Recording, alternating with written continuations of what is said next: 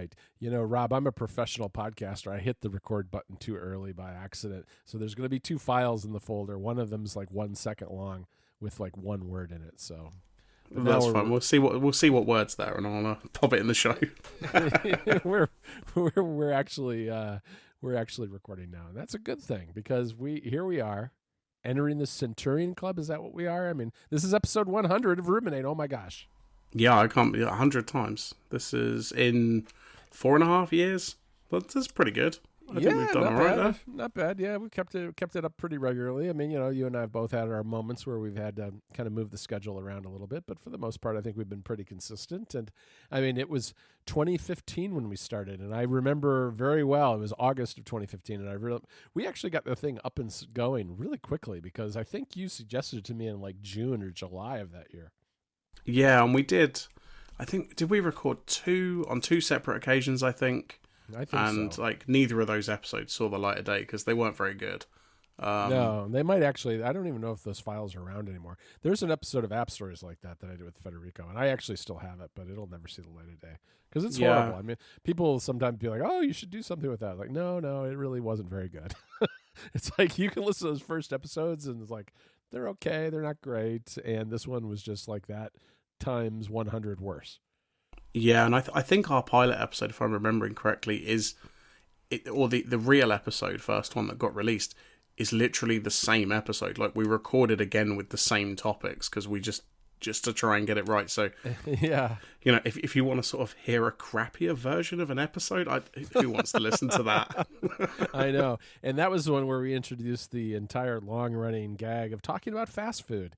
Because that episode we talked about the Captain Sparkles Pizza Hut pizza, which had tiny little cheeseburgers baked right into the crust, which I never got a chance to try. And I guess, you know, as far as regrets in life go, that's one of them. That's up there somewhere in the top 1,000. Well, see, you regret not trying that, and I regret actually trying that horrible chicken thing from KFC. The thing with the buns recently. So, you know, I think we're probably even on that front. Yeah, it's true. I had hoped to go at one point to the that Popeyes restaurant in the United States. I don't know if they have those in the UK. I don't think they do. It's like a chicken place. There's not that many of them in the US, and they have some deep fried chicken sandwich that's supposed to be really good. But then they ran out of them, and then people had like riots trying to get a chicken sandwich. And I thought, you know what? I don't need chicken violence in my life, so I decided to just stick with the chicken sandwiches from other places. Instead. But the Captain Sparkles, I did go back and look at his YouTube channel because I hadn't heard anybody talking about the good Captain in a long time. And he's a YouTuber. He's known for Minecraft, and I guess he still does Minecraft videos. And he's still got, he's got approaching 11 million followers, so he's still a big wheel in the YouTube gaming community, I guess.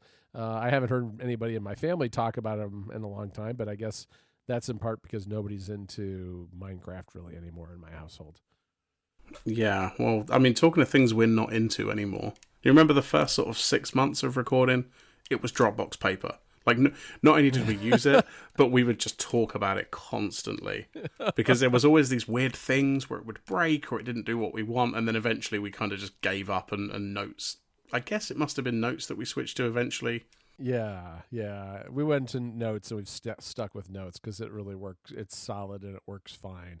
Dropbox Paper. So it's funny that you mentioned Dropbox Paper because I actually did reinstall it sometime in the past week because I'd been hearing more and more people talk about it, and that it's gained a lot of features since that kind of crappy beta-ish type version that we tried. And I thought I'd go back to it and maybe give it a try and see if it's something that would work for doing things like this, and maybe with some of the MacStory stuff I do. I don't know, because it's still one of those few things that you can kind of count on a lot of people using. So if you could have a good note-taking collaboration type of app built into it, it could be useful, but I never really liked it. Yeah, it's. I mean, I honestly didn't even know it was still around. And with shared notes, I mean, especially for what we're doing here, I don't want to peek too far behind the curtain, but we're not doing a huge amount of sort of complicated prep work. No. It's mostly a bullet point of things, and we just sort of go for it. Right. We No, really don't need anything more complicated than that. that is absolutely true. And I mean, I think that Dropbox Paper, it is still around. It has been improved. And I don't think it's going anywhere given the fact that I think Dropbox's approach has been more of an enterprisey approach in the last, I don't know, call it 2-3 years than a consumer approach. And I think a lot of that has to do with the IPO that they went through not too long ago. I mean, because let's face it, enterprises are going to pay a lot more per head and in a lot bigger checks than you or I ever will for Dropbox. So I think that they're trying to, do that and compete with the likes of Slack, and Microsoft has a Slack-like product, and that this is like adding layers on top of what has in a way become an operating system of its own. It's not an operating system in the traditional sense, but for a lot of people where all they deal with at their jobs is paper, not paper, but documents all day, having Dropbox is kind of the core, it's like the base layer of all that to them, and what operating system they operate on isn't really meaningful anymore. So build on top of that. And so it makes sense as a business strategy, but I've never really had a desire to use Dropbox for much more than actually just syncing my files across multiple devices. Yeah, so I still pay for it for exactly that reason. Like, it's still sort of the most solid. Here. And the biggest problem I have is every now and again when I open the menu bar app, and I sort of realize that some of the enterprises leaked out. I've got like an activity feed, and I have like one notification which is from you 4 years ago when you shared a file with me for this show. Like, because I don't do a lot of file sharing on Dropbox. I don't have other podcasts and things like that. So I sort of open it and I go, I don't really need any of this. Like, I just want to know that my files have synced. Right. But the alternatives, there's iCloud Drive, which is a whole thing. You've got Google Drive, but their desktop app is terrible. So it's kind of like, well, I'll just keep paying Dropbox for now. And, eventually maybe something better will come along, or I feel like I can trust iCloud at some point. But yeah, it's kind of weird, but it's still a solid service. It is, and I have a very sad tale of woe on iCloud Drive that I want to tell you, because I had been thinking at one point when Apple had announced that they were going to do shared folders in iCloud Drive that maybe I would move to that, because I do use it for I share a handful of like iWork documents, mostly I guess just spreadsheets, really 2 or 3 of them with Federico for MacStories stuff. And I don't know, I felt like I'm paying a lot for iCloud Drive for all the backups and the photos and everything, and I've still got space, and I'm paying a lot for Dropbox. It'd be nice if I only had to pay for one. So I thought about it, but of course, the sharing never happened. And as a result, I haven't been able to do that. But what happened, the sharing was turned on for a while over the summer. And I tested it out with Federico at one point when we thought it was going to be in iOS 13. And I had a folder in my iCloud Drive that had one text file in it that said, "This is a test note," and then Federico typed into the same text document, "Hello from Ticci," or something like that, right? All right, so I've been that's the lead up. That happened back in June of 2019. I have for the last couple of months had problems with syncing my iCloud Drive. It would never, on my Mac, it always has a little pie chart that shows how far it is away from being synced. It was always one sliver left. And if I looked at the status bar at the bottom of the Finder window, it would say that the full number of files had been synced, but that it was working on the very last file. So I looked at it, I was like, well, that's not good. And it would stay like that. I thought, well, I'm just going to leave it because I'm too busy. I don't want to deal with this. But then I started noticing things like certain folders weren't syncing between my iOS devices and my Macs. And that's a problem. And so today I finally bit the bullet before we started recording and spent roughly 2 hours troubleshooting this. First trying to drag folders into Kaleidoscope on the Mac to see what the differences were between the folders. Oh my God. Yeah, right. This is what I'm doing. I got down to this level of detail because it's been months. It's been a fairly long time that this has been going on, and I didn't want to lose anything important. And I thought, well, if I do this, some of these that, one of these that's not on one but on the other, that's probably the problem one. And if it's not something I need, I can just delete it and hopefully it's fixed. And I tried that for a little while, and that didn't seem to be doing anything. In the meantime, I cleaned up my iCloud Drive a fair amount, so there's a silver lining, I suppose. But then as I'm scrolling through, I get down and I look, and I've got a folder that says shared folder test. I was like, huh, what's this? And I open it up, and I look at the status thing at the bottom of the Finder window, and I realize that it's got 36,000 files in it. And I look, and every one of them is a copy of that like 2-line text note that I had shared with Federico back in June. And there's over 36,000 versions of it with a sequential number at the end in this one folder. It's a huge folder. So I deleted it. And then I deleted it. I deleted it off manually off everything I own. I rebooted everything. I took a couple of things off of iCloud Drive until I got to the point where I was like, okay, I'm pretty sure this iPad here is right, that there's nothing wrong on here, that this is all current. And then I went to iCloud.com, saw that it had the same number of files, and I thought, okay, I think this is something I can work with. I can start with this. So then I started turning things back on, and eventually I got everything synced back up, and I'm pretty sure it was that text file, the 36,800 and something copies of it that I had, that was causing the problem. Because it still was like, the icon still showed that it was a shared folder with Federico, but that all got turned off in some subsequent beta of iOS 13, and it wasn't in Catalina either. So there was something that iCloud was hung up on, I think, because it was seen a shared folder that the operating system no longer knew how to deal with. So it just, when it failed, it just archived it, basically creating backup copies over and over and over and over again continuously. That is amazing. I mean, at least you didn't lose the file, I suppose. You had some spares. Yeah, but... it's true. And in all honesty, from that period of time, one of the things when they rolled back, they did is like your documents folder, your iCloud Drive got archived to your home folder in full as an archive backup in case anything went wrong. There were some serious issues with that sharing going on over the summer, and I have like some folders where I have multiple copies of the folders.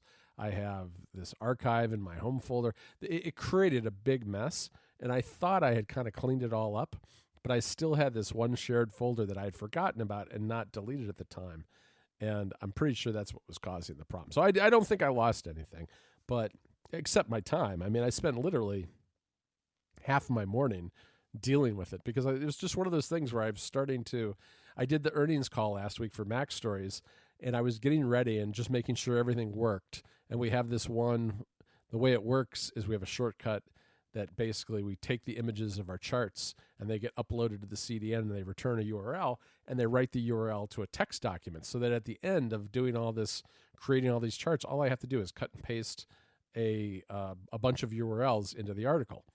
And I could see it on my iPad, but I couldn't see the updated version of the text file on my Mac. And that's when I realized that there were problems beyond a couple of inconsequential folders that I was seeing problems with, and I had to get this fixed because who knows what it was going to bite next. So that's when I finally decided to fix it, and didn't really have the time to do it today, but no time is particularly good to do that sort of thing. So I got it out of the way, and I think, fingers crossed, it's all good now. Well, I mean, at least you got it fixed. That's the important. I mean, as you say, it's inconvenient, but at least it's fixed.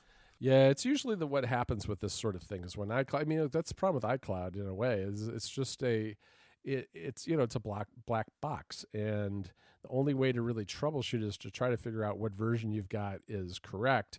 The only thing that I've ever found that's consistently works is finding whatever version you think is correct, turning it off everywhere else, and then turning everything back on one by one. And if you have thousands of files in your iCloud Drive, that takes a while. And, yeah. It's definitely, I've had that problem process with like contacts and stuff like that in the past. And yeah, you're Right. right. You just sort of have to pinpoint something and basically you're basically starting again at that point. Just like find where it's working and then just deal with it from there. Yeah, I was getting to the point where the next option was going to go completely. I thought the problem was either on my Mac Mini or my phone at first, and I thought I might have to do like a full restore, but I didn't have to do that, thank goodness, because that's a huge problem. Oh yeah, definitely. definitely. So So I mean, I don't. I'm not going to get too much into it because people have done podcasts and articles and stuff like that. But like the iPad like turned 10 somehow, which is yeah, it's just crazy. like I was looking at this like, are you sure it's 10 years old? That doesn't seem right. um, but Yeah. yeah, I mean, obviously, I guess I was probably at college at that point, and you were in your past life as a lawyer, as opposed to Yep. the the writer extraordinaire that you are now. Yes. Like, what do you remember? Like when this came out, were you like interested in it? Did you buy one or? Yeah, I did buy one. I didn't buy one right away, but I did buy one, and I think it's still floating around the house somewhere. It was pretty rock solid and heavy duty, that first one. It was. I know that during the keynote they made a big deal of how small and light and thin it is, but in retrospect, it seems kind of heavy duty. Because I went back and watched that original keynote a couple of times because I wrote about the iPad's anniversary myself, and yeah, I bought one. I enjoyed it. I used it for, I guess in the early days I used it like a lot of people did. I used it for reading, for surfing the web, some email, all that kind of stuff, watching videos. I didn't use it for a lot more than that for a while. I think the reason too why it seems so young in a way, besides time just kind of flying, is that the iPad got off to a really fast start. A lot of people bought it. It was, there was a lot of hype and promotion of it with the first version, and that kind of rolled into the iPad 2. But then Steve Jobs passed away, and the iPhone took off, and I think Apple just kind of ignored it a little bit for the next few years. So, even that first decade, there's like two distinct periods. There's kind of that first period, which got off to a fast start and then just kind of stalled, and then the second period, which is the iPad Pro, which the iPad Pro alone, I have a hard time believing that it was a full 5 years ago that came out. I mean, that still seems extraordinarily new to me, and it's really not that new a product anymore. Yeah, it's very strange. I mean, for me, I remember, and we were talking about this before we started recording, but I used to write for App Advice. I did like sort of reviews of iOS apps and stuff like that. Right. Well, just iPhone at that point. And I remember we were in sort of whatever chat room we were using, like whatever the Slack equivalent was like 10 years ago. Right. I can't remember for the life of me what it was, but obviously there was no live streams or anything. So this stuff, it was just like live blogs and people chatting and stuff like that. And they were all like really excited about it because obviously it's a whole bunch of people who are into like iPhones and Macs and stuff like that. And I just remember knowing full well that I was never going to be able to afford one at that point. I can't remember exactly what the starting price was, at least in the UK, but I kind of just knew I wasn't going to get one. And then like, I remember leaving the chat and thinking, well, maybe I could. And I'm like writing all these like, sheets out and trying to work out where I could get the money. And as it happened, I didn't get one for like 3 years, I think. I got the first Retina one, which I guess was a couple of years afterwards. Uh-huh. But yeah, so like the iPad, maybe that's why I was a bit more surprised that it's 10 years old, because I didn't have one, it was more like, oh, it's that thing that other people have, but I don't have. Right. That makes a lot of sense. Yeah, it's interesting. I mean, I had the first one, I had the iPad 4, and then I had the first iPad Pro. So I haven't had a lot of iPads in the past. I think now though, I'm probably a lot more inclined to pick one up because of what I'm doing, and the iPad has become a bigger and bigger part of kind of my work activity since now I really do enjoy writing on it, and I've been a little disappointed in the Mac lately. I'm getting a little burned out on the Mac in a way. I think Catalyst has been a huge disappointment, and I like to be able to get away from my desk, and I'm not a big fan. I'm also kind of a little soured on laptops. Maybe it's partly all the keyboard stuff that went on for so many years. I know I have tried the 16-inch MacBook Pro, and it's amazing. I don't suggest trying it unless you really want to pay for it, because it is a lot nicer than the other recent ones.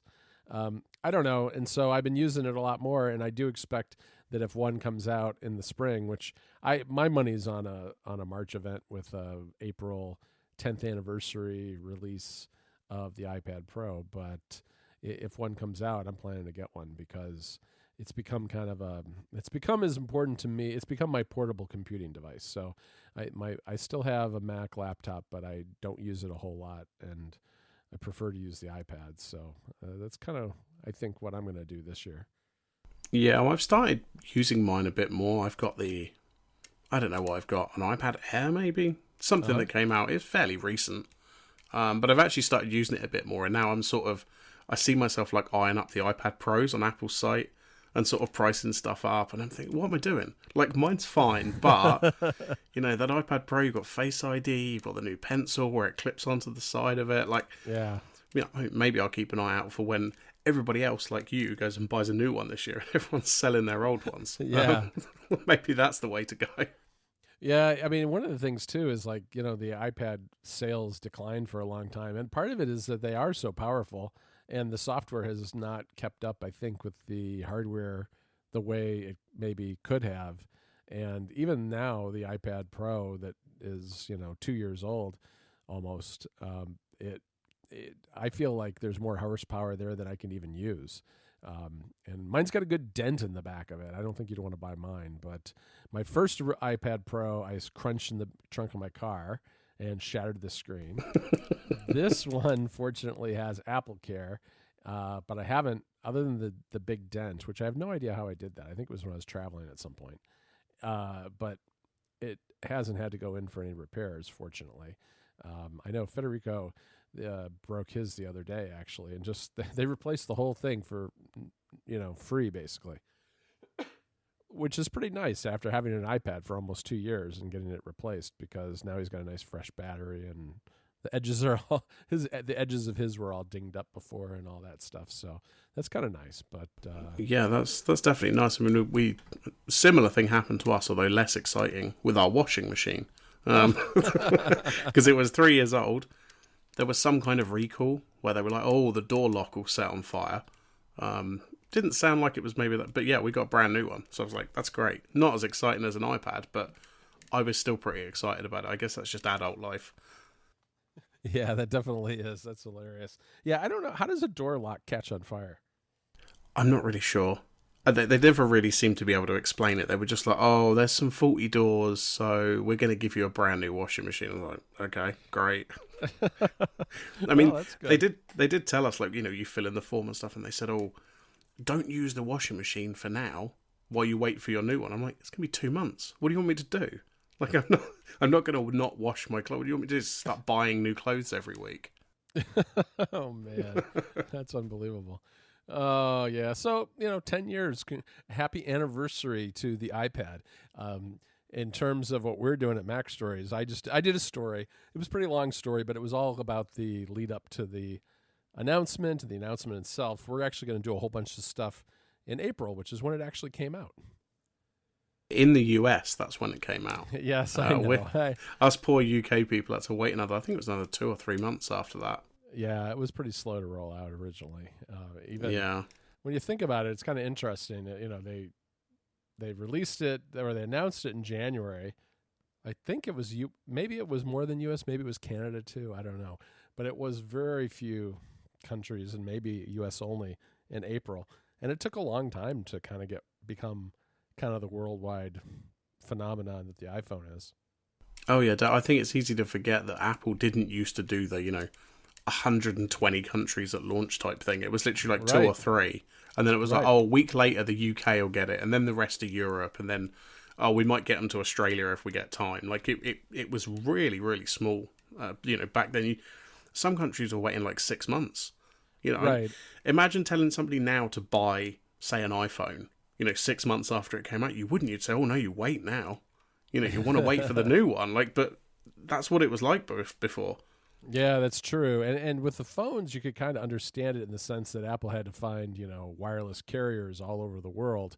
But the iPad, I mean, they did have a cellular model with the very first one. But for the Wi-Fi ones, that wasn't really a consideration. And I just think it took them a while to kind of ramp up the ability to make all those. Yeah, definitely. Well, actually, talking of international rollouts, with things that take a while to get to other places. Yeah, so Disney Plus, which I think is coming here in March, end of March, something like that. But they had I guess like a teaser trailer last night during the what do you call it? The Super Bowl. So I completely forgot the name of the the big football game. I was like the big sports. What do you call it? Yeah. And yeah, so this was like I think it was like 30 seconds for the 3 main Marvel shows that they've sort of announced and said are coming either this year or early next year. So we've got Falcon and Winter Soldier, WandaVision, which was shown quite a lot, and Loki, which was just sort of teased at the end. Yep. Have you watched this? Because I watched it and I was like, right, this is great. Like, I'm definitely getting Disney Plus when these shows come out. Yeah, I did watch it, and it looks really cool to me, and I was glad to see it because I did the thing where if you did sign up for a certain club with Disney, you could get this offer for really cheap Disney Plus, but you had to sign up for 2 years. I signed up for 2 years, and I was starting to scratch my head after I was done with The Mandalorian, thinking, what am I going to watch next? Because there's not a lot of new content on Disney Plus, really. I mean, maybe someone would argue with me on that, but I'm not watching like little kids shows and stuff like that. So there's not a lot for the adult audience, other than there's obviously the whole catalog of movies, and there are some Disney movies I haven't seen that I do want to catch up on. But I'm just glad to see some of these new shows coming out. I mean, I don't think any of them are super soon, are they? I mean, I forget. I think some of them are coming at some point later this year, but yeah, not for a while. WandaVision is definitely coming this year because they moved it because it's related to the Doctor Strange movie, which has also been moved to beginning of next year. And I think Falcon and Winter Soldier might be this year as well, but I'm not entirely sure on that. Yeah, well, that'd be good. I think Endgame just showed up on Disney Plus last night. I think I actually got a Disney app alert for that, which I don't know. Those things don't bug me as much as they bug some people. Yeah, sure. I was actually kind of glad to know about Endgame, although I've already seen it twice, so I'm not sure. I mean, I'm not a big watch movies over and over and over again person, which is why, while it's nice to have that big Disney catalog on Disney Plus, I'm not going to dip into it a ton, I don't think. Yeah. I mean, like I say, this teaser particularly was like because I really love the Marvel movies and I've watched some of the TV shows that were on Netflix and Agents of S.H.I.E.L.D. stuff like that. So, to get 3 more TV shows but with characters from the movies, I'm like, yeah, of course I'm on board with that. And especially WandaVision looks very, very cool because it seems like it's going through a bunch of different decades and I don't really know what's going on in the show, but it just kind of looks like it's going to be a fun thing to watch. Yeah, it does. It looks really cool. I like it a lot. I mean, I like what I'm seeing a lot, I guess. But you're right. It's like one of those things you look at, you're like, what's this all about? Because it looks like it's like parts of it are set in the 50s and other eras and kind of interesting. I got a show for you to watch, Rob. Okay. It's called Superstore, and it's on NBC. So it's a half-hour sitcom. It's in its 5th season. I'm a late comer, and I watched season 1 in 2 days over the weekend, and it's quite good. So if you haven't had a sitcom in a while that you want to try something new, I recommend Superstore. Yeah, I'm just having a look. I'm not sure where I can watch it. That's the thing, is that I've been watching it on Hulu, which I didn't suggest because I know you can't get Hulu. Yeah. It looks like I can get season 5, and I can get 2 random episodes of season 1. Great, fantastic. Yeah. So I might have to have a little dig around for that and see if I can find somewhere that's got all of them. I guess maybe iTunes might have it, but yeah, Hulu's done a pretty good job keeping hold of me and not letting me cancel, in the sense that there's a lot of stuff there in the U.S. that it's hard to get elsewhere in terms of the major networks, like, not CBS so much because CBS has their own streaming service, but ABC, CW, NBC, Fox, a lot of those networks have shows that are available on Hulu, and where it's something like this, I can watch all 5 seasons if I want. Yeah, definitely. Well, like I say, I'll keep an eye out for it. Maybe it will show up on Prime or Netflix or something like that. But yeah, I'll keep that in mind. Yep. So yeah, we've done 100 episodes. I think that's pretty impressive. Yeah, it's pretty good. It's pretty good. Yeah, so I'm not sure if I ever thought we'd get to 100 episodes. Like, that seems like a lot. It is. It's a lot. But over time, everything stacks up. And the key to podcasting, I've always been told by people who are far more experienced than myself, is consistency is important. So Absolutely. you just keep plugging away, and you eventually get to 100 episodes. And here we are, not even 5 years later. Yeah, wow. Quick as that. Exactly. Cool. Well, I guess, we'll record in a couple of weeks again, and we'll get into the next 100. All right, let's get started.